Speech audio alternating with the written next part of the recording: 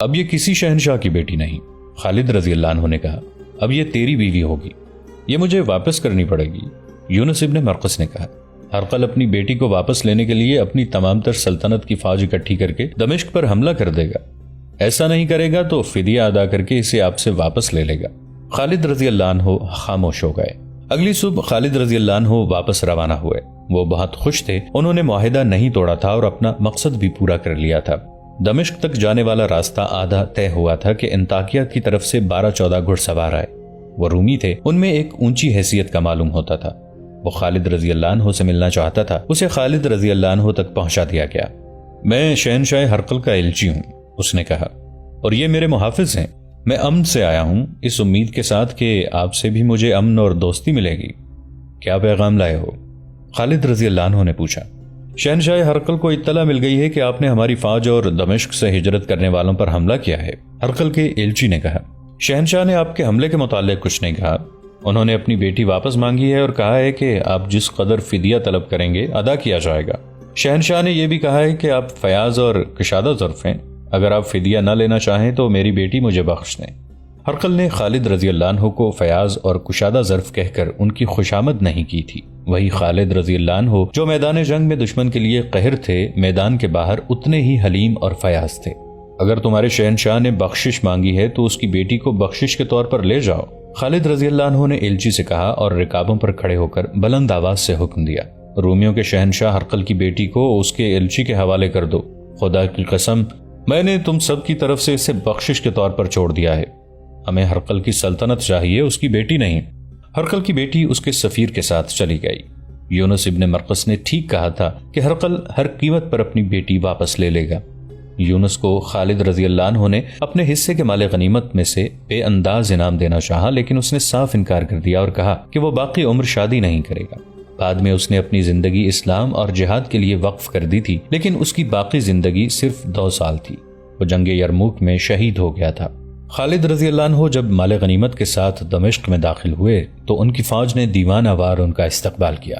وہ کامیاب لوٹے تھے۔ خالد رضی اللہ عنہ نے پہلا کام یہ کیا کہ امیر المؤمنین ابو بکر رضی اللہ عنہ کے نام بڑا لمبا پیغام لکھوایا، جس میں انہیں دمشق کی فتح کی خوشخبری سنائی۔ یہ بھی لکھا کہ وہ دمشق میں کس طرح داخل ہوئے تھے اور ابو عبیدہ رضی اللہ عنہ نے کیا غلطی کی تھی۔ انہوں نے تفصیل سے لکھا کہ وہ کس طرح رومیوں کے پیچھے گئے اور ان کے سالاروں توما اور ہرپیس کو ہلاک کیا، اور پھر ہرقل کی بیٹی کس طرح واپس کی۔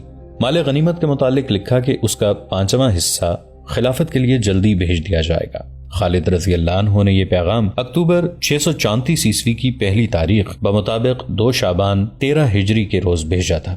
قاصد روانہ ہو گیا۔ کئی گھنٹے گزر گئے تو ابو عبیدہ رضی اللہ عنہ خالد رضی اللہ عنہ کے خیمے میں آئے۔ ابو عبیدہ مغموم تھے۔ خالد رضی اللہ عنہ نے پوچھا کہ ان کا چہرہ ملول کیوں ہے؟ ابن الولید، ابو عبیدہ رضی اللہ عنہ نے بوجھل آواز میں کہا، خلیفہ ابو بکر رضی اللہ عنہ فوت ہو گئے ہیں اور اب عمر رضی اللہ عنہ خلیفہ ہیں۔ خالد رضی اللہ عنہ سن ہو کے رہ گئے اور کچھ دیر ابو عبیدہ رضی اللہ عنہ کے منہ پر نظریں جمائے رہے۔ کب فوت ہوئے؟ خالد رضی اللہ عنہ نے سرگوشی میں یوں پوچھا جیسے سسکیاں لے رہے ہوں۔ 22 جمادی الاخر کے روز، ابو عبیدہ رضی اللہ عنہ نے جواب دیا۔ یہ تاریخ 22 اگست 634 عیسوی تھی۔ حضرت ابو بکر صدیق رضی اللہ عنہ کو فوت ہوئے 1 مہینہ اور 8 دن ہو گئے تھے۔ اطلاع اتنی دیر سے کیوں آئی؟ اطلاع جلدی آ گئی تھی، ابو عبیدہ رضی اللہ عنہ نے جواب دیا۔ مدینہ سے قاصد آیا تو اس نے دیکھا کہ ہم نے دمشق کا محاصرہ کر رکھا ہے۔ اس نے سوچا کہ محاصرے کے دوران یہ اطلاع دے دی تو اپنے لشکر میں کوحرام برپا ہو جائے گا اور اس کا محاصرے پر بہت برا اثر پڑے گا۔ اس نے صرف یہ بتایا کہ مدینہ میں خیریت ہے اور کمک آ رہی ہے۔ 1-2 دنوں بعد اس نے پیغام مجھے دے دیا اور چلا گیا۔ میں نے پڑھا اور یہی بہتر سمجھا کہ دمشق کا فیصلہ ہو جائے تو تجھے اور لشکر کو اطلاع دے دوں۔ ابو عبیدہ رضی اللہ عنہ نے نئے خلیفہ کا خط جو ابو عبیدہ رضی اللہ عنہ کے نام لکھا گیا تھا خالد رضی اللہ عنہ کو دے کر کہا، اور یہ وہ خبر ہے جو میں تجھے لڑائی ختم ہونے تک نہیں دینا چاہتا تھا۔ خالد رضی اللہ عنہ خط پڑھنے لگے۔ یہ خلیفہ عمر رضی اللہ عنہ نے ابو عبیدہ رضی اللہ عنہ کو لکھا تھا۔ خط کچھ یوں تھا، خلیفۃ المسلمین عمر کی طرف سے ابو عبیدہ کے نام، بسم اللہ الرحمن الرحیم، میں تجھے اللہ سے ڈرتے رہنے کی نصیحت کرتا ہوں۔ اللہ لازوال ہے جو ہمیں گمراہی سے بچاتا ہے اور اندھیرے میں روشنی دکھاتا ہے۔ میں تمہیں خالد بن ولید کی جگہ وہاں کے تمام لشکر کا سپہ سالار مقرر کرتا ہوں۔ فوراً اپنی جگہ لے لو۔ ذاتی مفاد کے لیے مومنین کو کسی مشکل میں نہ ڈالنا۔ انہیں اس پڑاؤ پر نہ ٹھہرانا جس کے متعلق تو نے پہلے دیکھ بھال نہ کر لی ہو۔ کسی لڑائی کے لیے دستوں کو اس وقت بھیجنا جب وہ پوری طرح منظم ہو، اور کوئی ایسا فیصلہ نہ کرنا جس سے مومنین کا جانی نقصان ہو۔ اللہ نے تجھے میری آزمائش کا اور مجھے تیری آزمائش کا ذریعہ بنایا ہے۔ دنیاوی لالچوں سے بچے رہنا، کہیں ایسا نہ ہو کہ جس طرح تجھ سے پہلے تباہ ہوئے ہیں تو طمع سے تباہ ہو جائے۔ تو جانتا ہے وہ اپنے رتبے سے کس طرح گرے ہیں۔ اس خط کا مطلب یہ تھا کہ خلیفۃ المسلمین عمر رضی اللہ عنہ نے خالد رضی اللہ عنہ کو سپہ سالاری سے معزول کر دیا تھا۔ اب ابو عبیدہ رضی اللہ عنہ سپہ سالار تھے، بلکہ وہ 1 مہینہ 8 دن پہلے سے سپہ سالار تھے۔ اللہ کی رحمت ہو ابو بکر رضی اللہ عنہ پر۔ خالد رضی اللہ عنہ نے خط ابو عبیدہ کو دے کر کہا، وہ زندہ ہوتے تو میرا یہ انجام نہ ہوتا۔ مورخ یعقوبی اور واقدی لکھتے ہیں کہ اللہ کی تلوار جھک گئی تھی۔ اس رات خالد رضی اللہ عنہ سو نہ سکے، ابو بکر رضی اللہ عنہ کو یاد کرتے اور روتے رہے۔ رات جو خالد رضی اللہ عنہ نے مدینہ سے دور دمشق میں خلیفہ اول ابو بکر رضی اللہ عنہ کی رحلت پر روتے گزار دی تھی، اس رات سے 1.5-2 مہینے پہلے مدینہ پر ماتم کے بادل چھانے لگے تھے۔ امیر المومنین ابو بکر رضی اللہ عنہ ایسی حالت میں ٹھنڈے پانی سے نہا بیٹھے جب ان کا جسم گرم اور پسینے سے شرابور تھا۔ فوراً انہیں بخار ہو گیا۔ علاج ہوتا رہا لیکن بخار جسم کو کھاتا رہا۔ اگر امیر المومنین آرام کرتے تو شاید بخار کا درجہ حرارت گر جاتا، مگر بیماری کی حالت میں بھی انہوں نے اپنے آپ کو امور سلطنت میں مصروف رکھا۔ ایک روایت یہ بھی ہے کہ ابو بکر رضی اللہ عنہ نے علاج کرایا ہی نہیں تھا۔ انہیں ایک روز تیمارداروں نے کہا کہ طبیب کو بلا کر علاج کرائیں۔ میں نے طبیب کو بلایا تھا، امیر المومنین نے کہا۔ اس نے کہا تھا کہ علاج اور آرام کی ضرورت ہے۔ میں نے اسے کہا تھا کہ میں جو چاہوں گا کروں گا۔ میں نے اسے واپس بھیج دیا تھا۔ علاج کیوں نہیں کرایا امیر المومنین؟ آخری منزل پر آن پہنچا ہوں میرے رفیقو، خلیفۃ المسلمین ابو بکر رضی اللہ عنہ نے کہا۔ اللہ نے جو کام میرے سپرد کیے تھے وہ اگر سب کے سب پورے نہیں ہوئے تو میرے لیے یہ اطمینان کیا کم ہے کہ میں نے کوتاہی نہیں کی۔ میں اللہ کے محبوب کے پاس جا رہا ہوں۔ تاریخ گواہ ہے کہ ابو بکر رضی اللہ عنہ نے اپنے 2 سال اور 3 ماہ کے دور خلافت میں معجزہ نما کام کیے تھے۔ رسول کریم صلی اللہ علیہ وآلہ وسلم کی وفات کے فوراً بعد ارتداد کا جو فتنہ تمام سرزمین عرب میں پھیل گیا تھا وہ ایک جنگی طاقت تھی جسے ختم کرنے کے لیے اس سے زیادہ جنگی طاقت کی ضرورت تھی۔ لیکن ابو بکر رضی اللہ عنہ نے تدبر سے اور جنگی فہم و فراست سے مجاہدین اسلام کی قلیل تعداد کو استعمال کیا اور تھوڑے سے عرصے میں ارتداد کے فتنے اور اس کی جنگی طاقت کو ریزہ ریزہ کر دیا۔ اس کے نتیجے میں ان تمام قبیلوں نے جو ارتداد کی لپیٹ میں آ گئے تھے اسلام قبول کر لیا۔ ابو بکر رضی اللہ عنہ نے آنے والے مسلمان حکمرانوں، عمراء اور وزراء کے لیے یہ سبق ورثے میں چھوڑا کہ ان میں بے لوث جذبہ ہو، اقتدار کی ہوس اور کوئی ذاتی مفاد نہ ہو تو پوری قوم مجاہدین کا لشکر بن جاتی ہے، اور قوم کی تعداد کتنی ہی کم کیوں نہ ہو وہ کفر کی چٹانوں کے دل چاک کر دیا کرتی ہے۔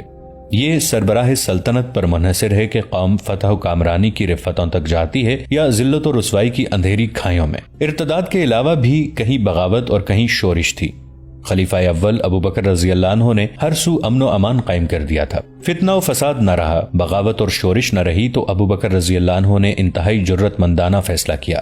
انہوں نے مجاہدین کو فارس جیسی شہنشاہی کے خلاف اور پھر اسی جیسی دوسری بڑی جنگی طاقت کے خلاف بھیج دیا۔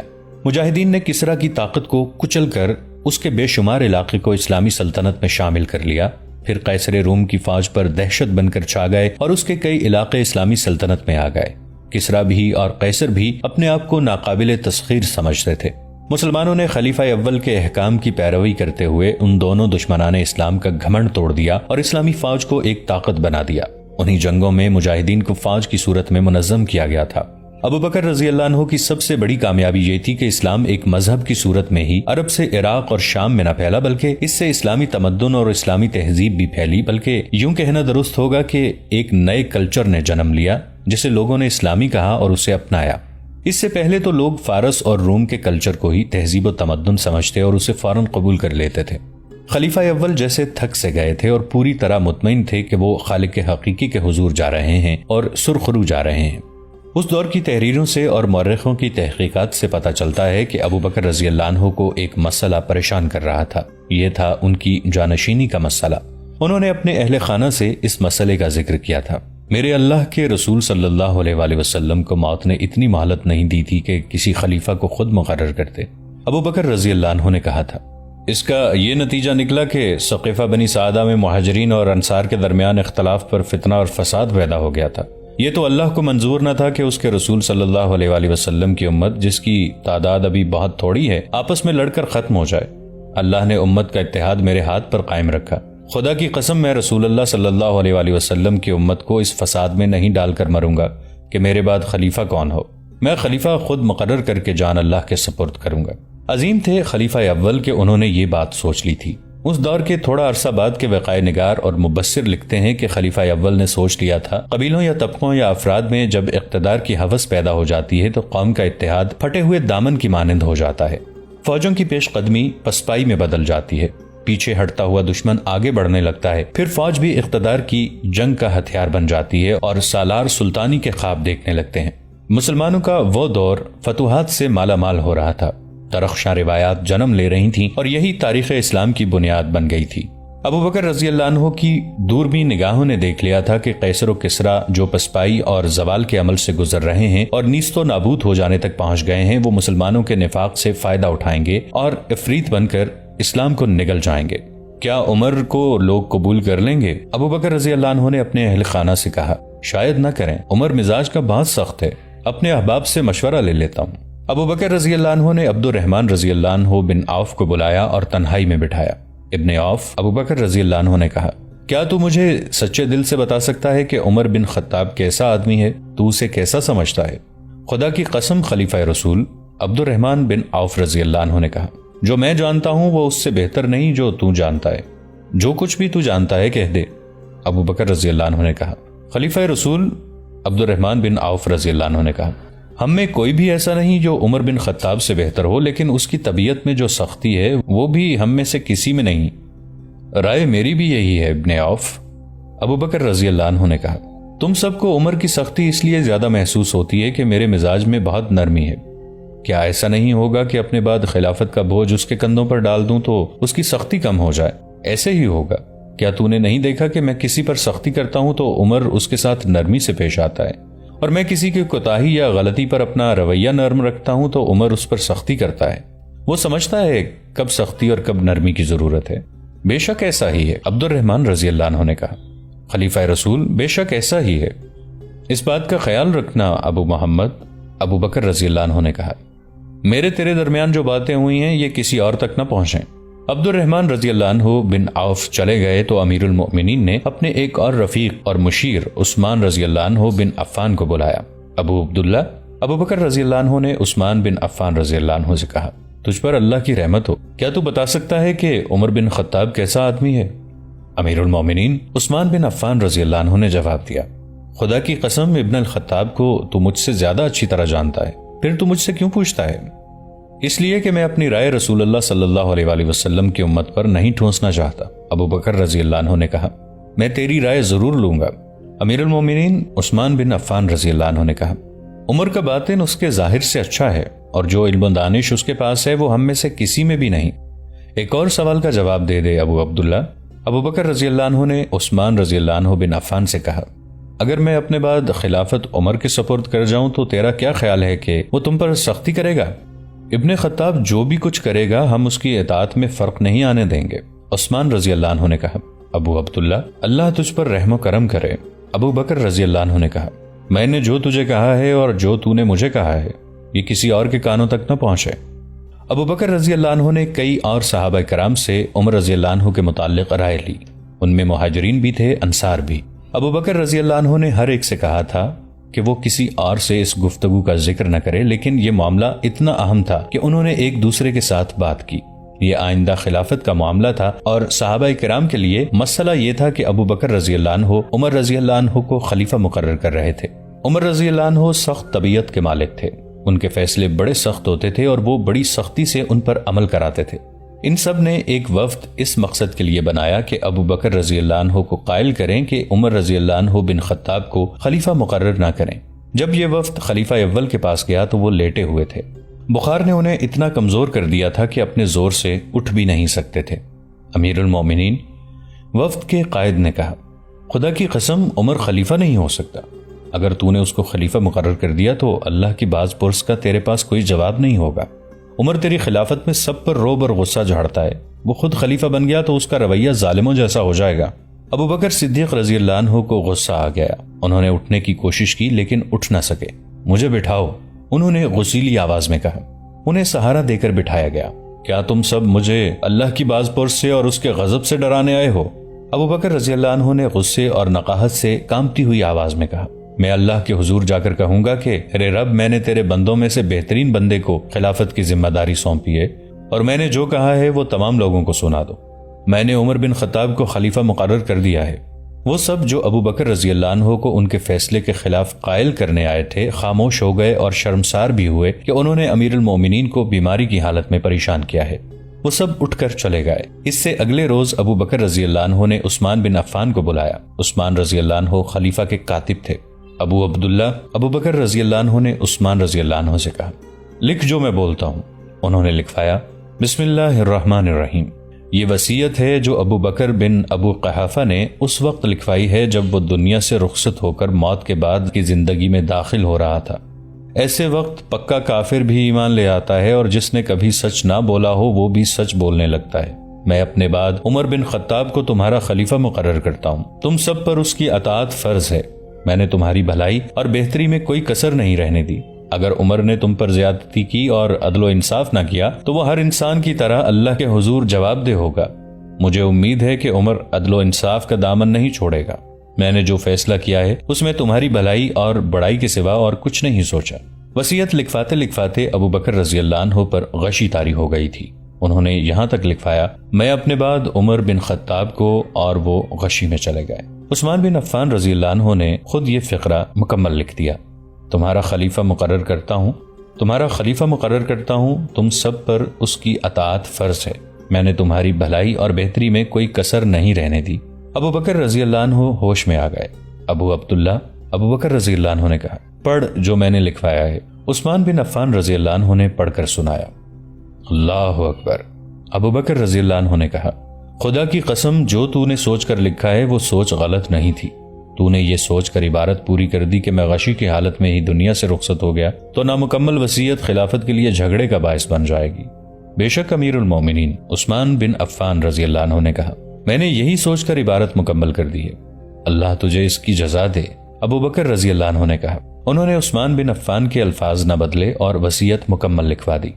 مجھے اٹھا کر مسجد کے دروازے تک لے چلو، امیر المومنین نے کہا. ان کے مکان کا ایک دروازہ مسجد میں کھلتا تھا. وہ دروازہ کھولا گیا. نماز کا وقت تھا. بہت سے لوگ مسجد میں آ چکے تھے. ابو بکر رضی اللہ عنہ کی زوجہ اسما بنت عمیس انہیں دونوں ہاتھوں سے سہارا دے کر مسجد والے دروازے تک لے گئیں. نمازیوں نے انہیں دیکھا تو متوجہ ہوئے. میرے بھائیوں، ابو بکر رضی اللہ عنہ نے نقاہت کے باوجود بلند آواز سے بولنے کی کوشش کرتے ہوئے کہا، کیا تم اس شخص پر راضی ہوگے جسے میں خلیفہ مقرر کروں؟ میں نے اس میں تمہاری بھلائی سوچی ہے اور اپنے کسی رشتہ دار کو خلیفہ مقرر نہیں کیا. میرے بعد عمر بن خطاب خلیفہ ہوگا. کیا تم سب اس کی اطاعت کرو گے؟ ہاں امیر المومنین. بہت سی آوازیں سنائی دیں. ہم اس فیصلے کو قبول کرتے ہیں. ہم ابن خطاب کی اطاعت قبول کریں گے. اس کے بعد ابو بکر رضی اللہ عنہ نے وصیت پر اپنی مہر ثبت کر دی. ابو بکر رضی اللہ عنہ کا پیشہ تجارت تھا، لیکن خلافت کا بوجھ کندھوں پر آ پڑا تو تجارت کی طرف توجہ نہ دے سکے. گزر اوقات تو کرنی ہی تھی. انہوں نے اپنے کنبے کے لیے بیت المال سے کچھ الاؤنس منظور کرا لیا تھا. اب جب انہوں نے محسوس کیا کہ وہ زندہ نہیں رہ سکیں گے تو انہوں نے اپنے اہل خانہ سے کہا کہ جو ان کی تھوڑی سی زمین ہے وہ ان کی وفات کے بعد بیچ کر یہ تمام رقم جو وہ گزارے کے لیے بیت المال سے لیتے رہے ہیں بیت المال میں جمع کرا دیں. سب میرے قریب آ جاؤ. ابو بکر رضی اللہ عنہ نے آخری وقت اہل خانہ کو بٹھا کر کہا، مجھے صرف 2 کپڑوں کا کفن پہنا کر دفن کر دینا. تم دیکھتے رہے ہو کہ میں ایک ہی کپڑا پہنا کرتا تھا. اس کے ساتھ ایک کپڑا اور ملا لینا. ان کپڑوں کو پہلے دھو لینا. ہم 3 نئے کپڑے لے سکتے ہیں. عائشہ رضی اللہ عنہ نے کہا، کفن 3 کپڑوں کا ہوتا ہے؟ نہیں عزیز بیٹی. ابو بکر رضی اللہ عنہ نے کہا، کفن تو اس لیے ہوتا ہے کہ جسم سے کوئی مواد اور نمی نکلے تو اسے کفن چوس لے. کفن پرانے کپڑوں کا ہوا تو کیا، نئے کپڑے پہننے کا حق زندہ لوگوں کا ہے. مجھے غسل اسما بنت عمیس یعنی ان کی زوجہ دیں گی. اگر اکیلے غسل نہ دے سکے تو اپنے بیٹے کو ساتھ لے لے. اتنے میں اندر اطلاع دے دی گئی کہ عراق کے محاذ سے مسنا بن حارثہ آئے ہیں. دوستو آج کے لیے اتنا ہی. اسی کہانی کی اگلی قسط کے ساتھ